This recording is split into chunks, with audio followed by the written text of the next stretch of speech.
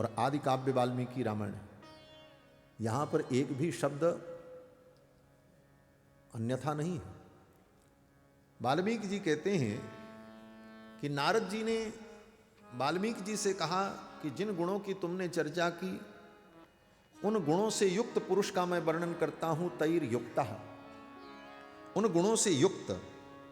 तो तैर युक्तः का अर्थ श्री गोविंद राज स्वामी जी कहते हैं, तैर युक्तः न तु कल्पितः, न तु कल्पितः, ये भगवान में गुण की कल्पना नहीं है, अपितु ये गुण भगवान के दिव्य गुण सदा विद्यमान रहते हैं। न तु कल्पितः, निर्गुण सिद्धांत का प्रतिपादन करने वाले लोग तो कहते हैं महाराज भगवान में गुण की कल्पना होती है, वो गुण कल्पित हैं, माया के द्वारा, अविद्या के द्वारा कल्पित होते हैं। लेकिन कहते हैं नहीं, तैर युक्तः, उन गुणों से भगवान सदा युक्त रहते हैं, कभी उससे वियुक्त नहीं होते। न तो कल्पितः, वो कल्पित नहीं। आगे गोविंदराज स्वामी जी ने तो स्पष्ट कह दिया, निर्गुणवाद निरासः, ये निर्गुणवाद का निराश हो रहा है। निर्गुणवाद निरासः, ये वाक्य प्रयोग किया यहां पर, निर्गुणवाद निरासः। और ये भगवान इन सारे गुणों से सदा युक्त हैं। तैर युक्त श्रूयताम नरः, नरः अर्थात परमात्मा, पुरुष। ये पुरुष शब्द ही भगवान का वाचक होता। नर और पुरुष ये दोनों शब्द मूल रूप से भगवान के वाचक हैं। नर माने भगवान और पुरुष माने भगवान।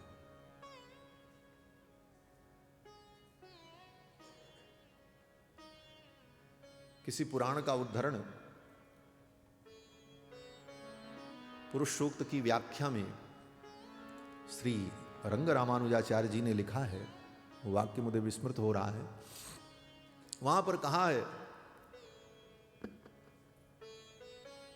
पुरुषो विष्णु, पुरुष का मतलब भगवान विष्णु, महादेवस्तु शंकरः, और महादेव शब्द भगवान शंकर का वाचक। ये दो शब्द, महादेव शब्द भगवान शंकर में रूढ़ है, उसी प्रकार से ये पुरुष शब्द भगवान में रूढ़ है। पुरुष माने भगवान, इसीलिए भगवान का जो वाचक सूक्त है वेद में, उसका नाम ही पुरुष सूक्त है।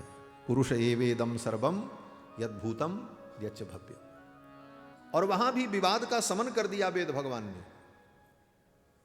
क्या विवाद का शमन कर दिया? बोले कोई कह दे कि भाई ठीक है, पुरुष सूक्त माने परमात्मा का सूक्त, तो परमात्मा तो कोई भी हो सकता है, इंद्र भी हो सकते हैं, वरुण भी हो सकते हैं, सूर्य भी हो सकते हैं, चंद्रमा भी हो सकते हैं। तो वेद भगवान ने कहा अगर ऐसा संदेह है तो सुन लो। बोले क्या संदेह? बोले पहले सब वर्णन कर दिया, पुरुष ये वेदम सर्वम यद भूतम यच्च भव्यम, उन पुरुष से सब कुछ उत्पन्न हुआ। चंद्रमा मनसो जातश्चक्षो सूर्यो जायत इत्यादि सब वो यज्ञ पुरुष हैं। बोले नाम तो बताओ वो कौन है? वो शंकर हैं कि वो इंद्र हैं कि ब्रह्मा हैं कि विष्णु हैं, कौन है? कुछ स्पष्ट करो। तो पूरा वर्णन करते करते जब नारायणानुवाक में, उत्तर अनुवाक में वेद भगवान पहुंचे, तो वेद भगवान ने कहा वो सुन लो, वो कौन है पुरुष? बोले कौन है? बोले श्रीश्चते लक्ष्मीश्च पत्न्यौ, लक्ष्मी जिसकी पत्नी है वो पुरुष, वो भगवान नारायण। श्रीश्चते लक्ष्मीश्च पत्न्या वहो रात्रे पार्श्वे नक्षत्राणि रूपमस्विनौ। श्री और लक्ष्मी जिनकी पत्नी है, दो पत्नियों का वर्णन वेद में किया। इसीलिए भगवान का जब जब स्वरूप प्रकट होता है तो भगवान की दो पट्ट महिषी, श्रीदेवी और भूदेवी। और कृष्णावतार में वही श्रीदेवी और भूदेवी कौन है? बोले वही श्रीदेवी और भूदेवी रुक्मिणी और सत्यभामा है। रुक्मिणी सत्यभामाभ्याम सहितम कृष्णम आश्रय। और श्री रामावतार में, बोले श्री रामावतार में श्रीदेवी भगवती जानकी है। और भूदेवी कौन है? बोले भूदेवी भूदेवी है। इसीलिए भगवान श्री राम का जब राज्याभिषेक होने का समय आया तो महर्षि वाल्मीकि कहते हैं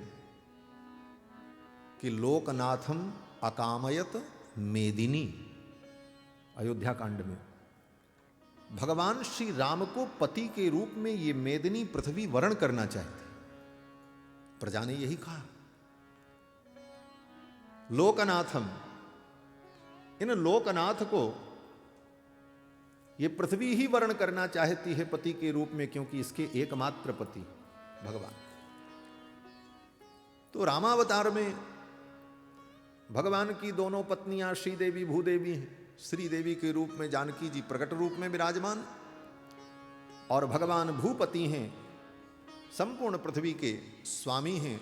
आसाद्य नगरीम दिव्याम अभिषिक्ताय सीतया राजाधिराज राजाय रामभद्राय मंगलम। इस प्रकार से दोनों पत्नियां श्रीश्चते लक्ष्मीश्च पत्न्यौ, दोनों पत्नियों। आगे तो उत्तरकांड में वर्णन भी करते हैं वाल्मीकि रामायण। आजकल एक बड़ा विवाद चल रहा है, उत्तरकांड को ही लोग प्रक्षिप्त बता रहे हैं। बहुत से लोग कहते हैं वाल्मीकि रामायण का उत्तरकांड प्रक्षिप्त है। अगर वाल्मीकि रामायण के उत्तरकांड को प्रक्षिप्त कहेंगे तो रामायण में एक तो 6 कांड ही रह जाएगा, जबकि वाल्मीकि जी कहते हैं षट्कांडानि तथोत्तरम, 6 कांड और उत्तरकांड। और उत्तरकांड में जो सारे रहस्य हैं, उन रहस्यों के आधार पे ही राम जी का ब्रह्मत्व और ईश्वरत्व प्रतिपादित होता है। अनेक प्रकार की शंकाओं का उत्तरकांड में ही समाधान मिलता है, वहीं उत्तर प्राप्त होता है। उत्तरकांड में वर्णन है भगवान जब निजधाम जाने लगे तो उस समय जानकी जी तो पृथ्वी में प्रवेश कर चुकी थी। हजारों वर्ष तक राज्य करने के बाद राम जी जब निजधाम जाने लगे तो उस समय भगवान श्री राम के दाहिने और बाएं तरफ, दोनों तरफ भगवान की दोनों पत्नियां प्रकट हो गई। उत्तरकांड में श्रीदेवी और भूदेवी प्रकट हो गईं और भगवान राम अपने नारायण स्वरूप में आ गए। भगवान के जितने आयुध हैं, शंख चक्र गदा पद्म नंदक खड्ग सारंग धनुष, सभी मूर्तिमान होकर के चारों वेद 6 शास्त्र भगवान की स्तुति करने लगे। और भगवान अपने समस्त परिजनों के सहित निजधाम पधारते हैं। तो श्री रामावतार में भी भगवान की दोनों पत्नियों के स्वरूप का वर्णन है। तो पुरुष, पुरुष माने भगवान, भगवान नारायण, भगवान श्री राम। तैर्युक्त श्रूयताम नरः, इन समस्त गुणों से जो सदा भगवान युक्त हैं, उन पुरुष का मैं वर्णन करता। इसीलिए श्रुति में कहीं कहीं पर ऐसा भी कहा गया, पुरुषः पुंडरीकाक्षः, पुरुषः पुंडरीकाक्षः। भगवान पुंडरीकाक्ष ही पुरुष है। ये पुंडरीकाक्ष शब्द भी केवल भगवान के लिए है और किसी के लिए नहीं। पुंडरीकाक्ष शब्द केवल भगवान के लिए। पुंडरीक के समान, कमल के समान जिनके नेत्र हैं, इसलिए भगवान का नाम पुंडरीकाक्ष। और भगवान पुंडरीकाक्ष ही हमको पवित्र करते हैं। इसीलिए अपवित्र पवित्रो वा सर्वावस्थांगतोपि वा यह स्मरेत पुंडरीकाक्षम सवाहियाभ्यंतर शुचि। पुंडरीकाक्ष का स्मरण करके जीव भीतर और बाहर से पवित्र हो जाता है। भगवान पुंडरीकाक्ष पुरुष शब्द के द्वारा कथ्य हैं। इसीलिए देवर्षि नारद कहते हैं तैर्युक्त श्रूयताम नरः। ऐसे नर, ऐसे पुरुष का मैं वर्णन करता हूं जो सर्वगुण संपन्न है, सारे गुण उनमें सदा विद्यमान रहते हैं, कभी भगवान में गुण गणों का अभाव नहीं होता। वो कौन है? तो कहते हैं इक्ष्वाकु वंश प्रभवो रामो नाम जनैः श्रुतः। इक्ष्वाकु के वंश में जो उत्पन्न है, इक्ष्वाकु वंश का नाम लिया। इक्ष्वाकु वंश में ही भगवान का अवतार क्यों हुआ? भगवान तो और कहीं भी अवतार ले सकते थे। पृथ्वी पर अनेक बड़े बड़े धर्मात्मा राजा थे, किसी के वंश में भगवान का अवतार हो सकता था। और तो और जनक जी का कुल कोई साधारण कुल नहीं था, तो जनक जी के कुल में भगवान ने अवतार क्यों नहीं लिया? इक्ष्वाकु कुल में ही क्यों अवतार लिया? इस महत्ता को बताने के लिए पहले इक्ष्वाकु वंश का ही नाम लेते हैं देवर्षि नारद। इक्ष्वाकु वंश प्रभवो, इक्ष्वाकु वंश में भगवान का अवतार इसलिए हुआ कि इक्ष्वाकु वंश के राजाओं ने चिरकाल से भगवान हरि की आराधना की थी। गोविंद राज स्वामी जी कहते हैं, इक्ष्वाकुर्हि चिरम हरिम आराध्य तन्मूर्ति विशेषम श्रीरंगनाथम अलभत इति पौराणिकी गाथा। पुराणों में कथा है कि इक्ष्वाकु वंश में महाराज इक्ष्वाकु जो थे, जिनके नाम पर यह वंश है इक्ष्वाकु वंश, इक्ष्वाकु ने भगवान श्री रंगनाथ की मूर्ति को प्राप्त किया था। दक्षिण भारत में जो श्री रंगम धाम है, जो लोग गए होंगे, तिरुचिरापल्ली जनपद में कावेरी के मध्य में भगवान श्री रंगनाथ विराजमान हैं, विष्णु भगवान की शयन मूर्ति।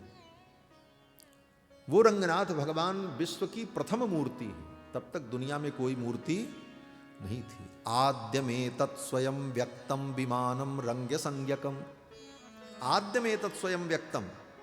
और ऐसी मान्यता है कि जिस गर्भगृह में भगवान रंगनाथ विराजमान हैं, वो गर्भगृह किसी के द्वारा बनाया नहीं गया है, वो गर्भगृह के सहित ही भगवान वैकुंठ से आए थे। आद्य में तत्स्वयं व्यक्तम विमानम रंग्य संज्ञकम, उस विमान के सहित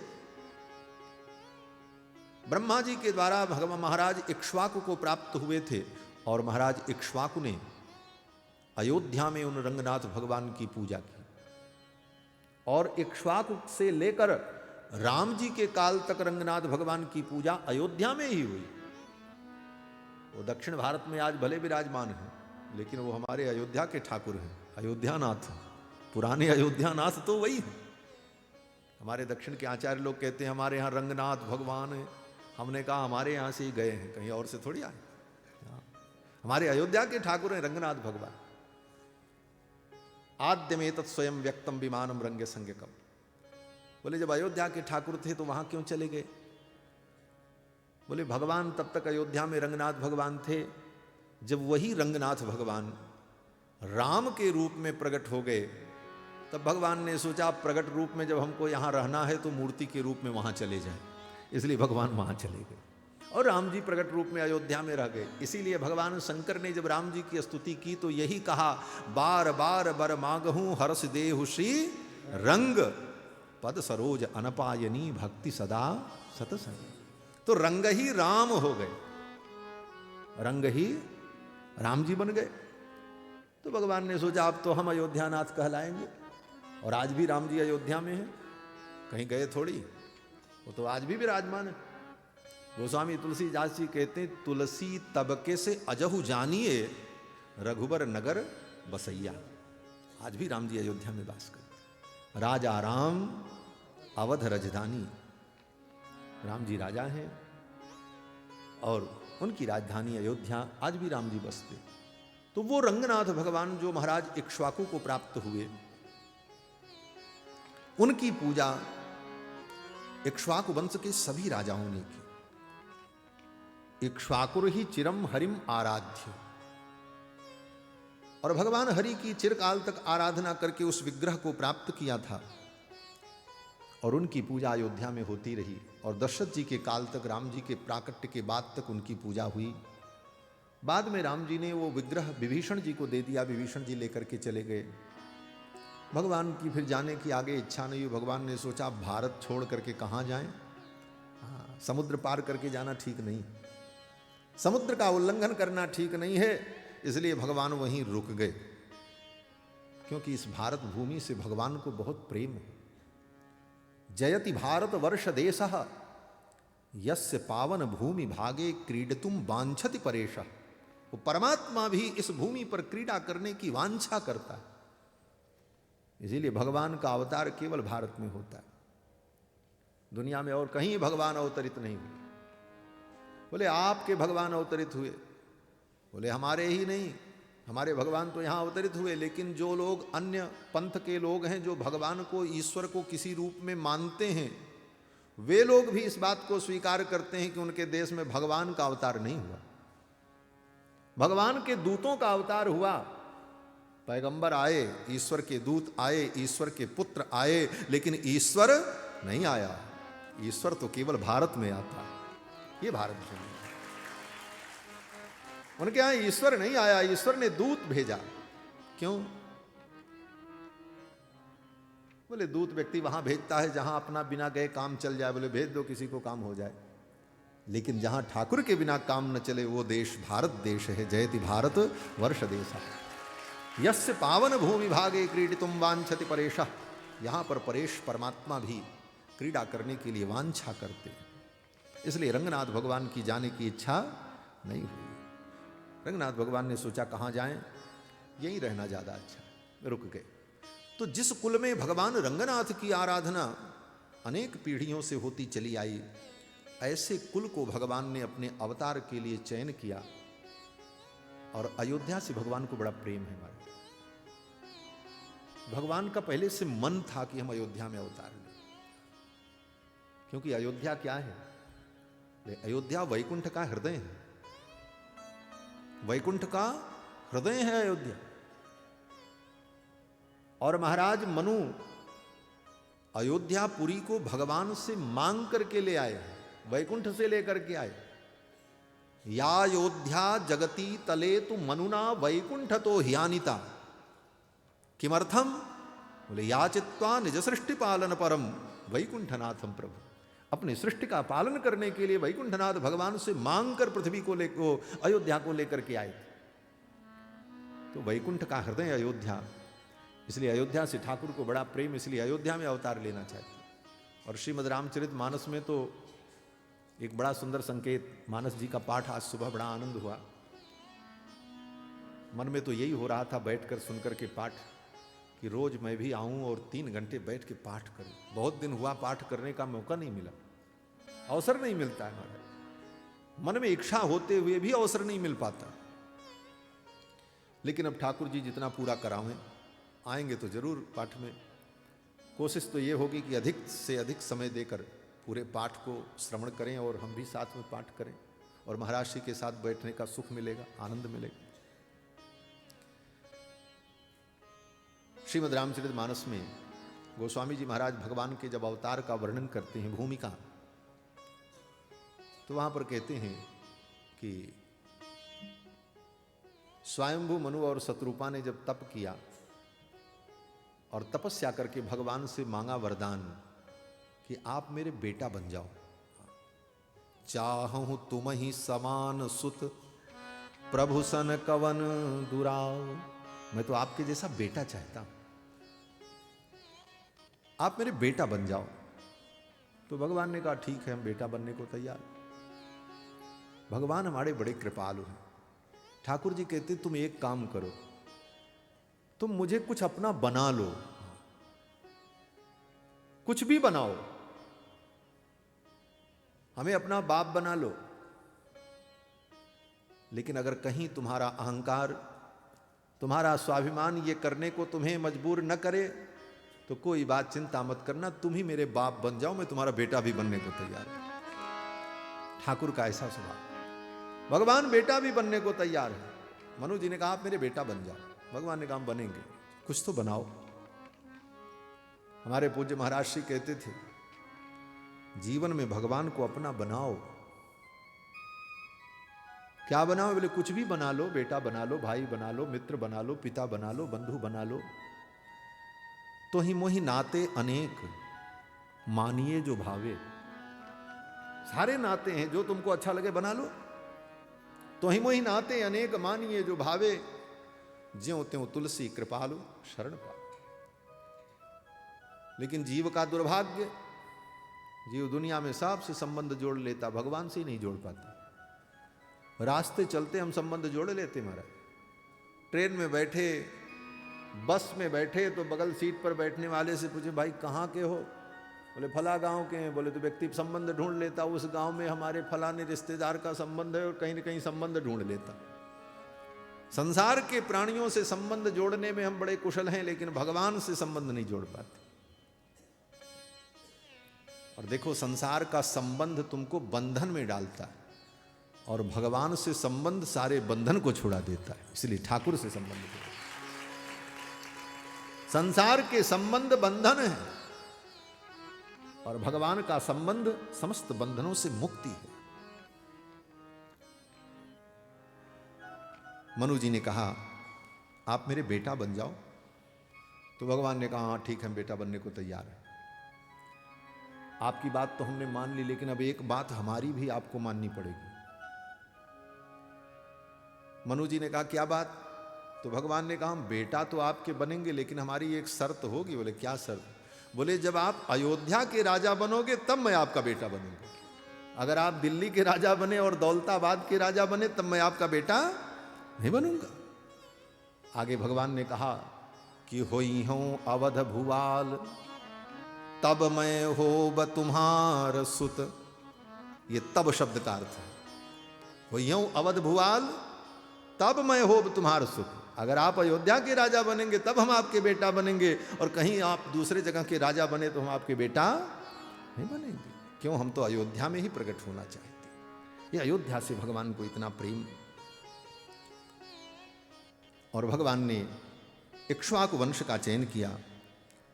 देवर्षि नारद कहते हैं इक्ष्वाकु वंश प्रभो रामो नाम जनैः श्रुतः नियतात्मा महावीर्यो द्युतिमान धृतिमान वशी। और फिर भगवान के 68 गुणों का वर्णन देवर्षि नारद ने किया है। और 68 गुणों का वर्णन करते हुए संपूर्ण रामचरित्र देवर्षि नारद ने महर्षि वाल्मीकि को सुना दिया।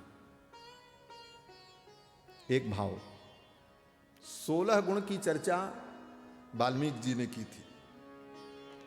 कोन्वस्मिन् सांप्रतम लोके गुणवान कश्च वीर्यवान इत्यादि। और नारद जी जब वर्णन करने लगे तो नारद जी ने भगवान के 68 गुणों का वर्णन किया। अब ये वाल्मीकि जी के द्वारा कहे गए 16 गुण और नारद जी के द्वारा कहे गए 68 गुण, इन दोनों को जोड़ दो तो कितने हो जाएंगे? बोले 84 गुण। भगवान के इन 84 गुणों का चिंतन करो तो 84 के चक्कर से छूट जाए। ये भगवान के 84 गुणों का वर्णन ही रामायण है, भगवान के दिव्य गुणों का प्रकाश। संक्षेप में देवर्षि नारद ने वाल्मीकि जी को राम कथा सुनाई, प्राकट्य से लेकर राज्याभिषेक पर्यंत, और फिर संपूर्ण रामचरित्र सुनाकर 100 श्लोकों में रामायण सुनाई है नारद जी ने। ये वाल्मीकि रामायण का प्रथम सर्ग है, बालकांड का प्रथम सर्ग। इसको कहते हैं मूल रामायण। यही मूल रामायण। इसी मूल रामायण को सुनकर के वाल्मीकि जी ने 24,000 श्लोकों में रामायण का विस्तार किया। और वाल्मीकि जी की रामायण को सुनकर वेद व्यास जी ने पुराण में रामचरित्र का विस्तार किया। और फिर वाल्मीकि जी को और वेद व्यास जी को सुनकर पढ़कर बड़े बड़े कवियों ने भगवान के चरित्र का विस्तार किया। और दुनिया में अनेक रामायण रामचरित्र विषयक ग्रंथ का प्रणयन हुआ। मूल राम कथा तो नारद जी ने सुनाई, वो 100 श्लोक, इसलिए इसका नाम मूल रामायण है। और अंत में राम जी के राज्य का वर्णन किया देवर्षि नारद ने वाल्मीकि जी को कथा सुनाते हुए। और कहते राम जी जब अयोध्या के राज सिंहासन पर बैठे